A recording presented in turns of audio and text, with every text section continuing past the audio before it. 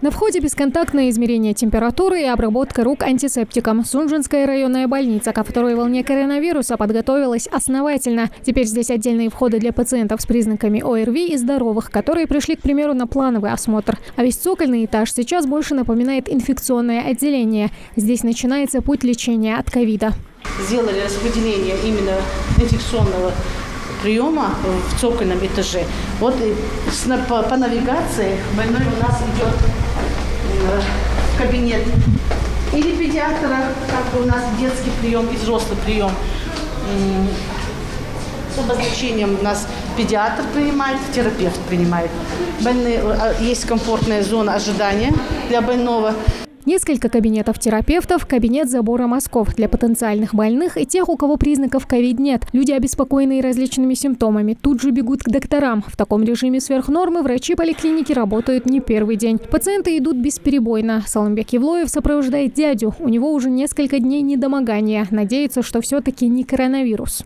И температура у него бывает, и слабость, как бы 10-й день сегодня. Но будем надеяться, что предположения на эту болезнь у нас нету. Будем надеяться на лучшее. Анализы крови сдали, его сейчас тест на ковид.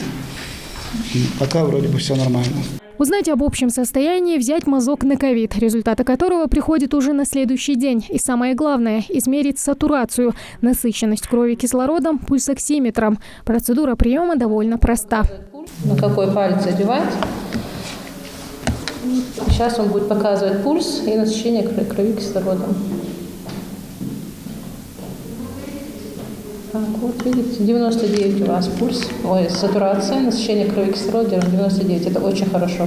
Благодаря этой незатейливой процедуре можно выявить, голодает организм из-за нехватки кислорода или нет. Если сатурация ниже 95, нужна госпитализация, предупреждают врачи. А пульсоксиметр определяет насыщение крови кислородом. В норме у каждого человека насыщение крови кислородом должно быть выше 95%, 95-100%. А ниже 95 это уже, знаешь, какие-то проблемы существуют. Заболеваемость коронавирусом стремительно растет, признаются медики. Каждую неделю в районе новые антирекорды. В колл-центре от звонков отбоя нет. Подтверждение тому и статистика последних недель. Есть у вас какие-то жалобы на простуду, на температуру? 157. Из них 41 положительных. Значит, 2 человека у нас были подтвержденные детишки и 41 взрослых.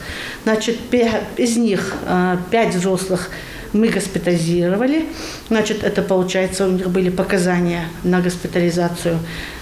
И все остальные у нас идут на амбулаторное наблюдение. И 148 человек, значит, вызовов у нас подтвержденный диагноз 64.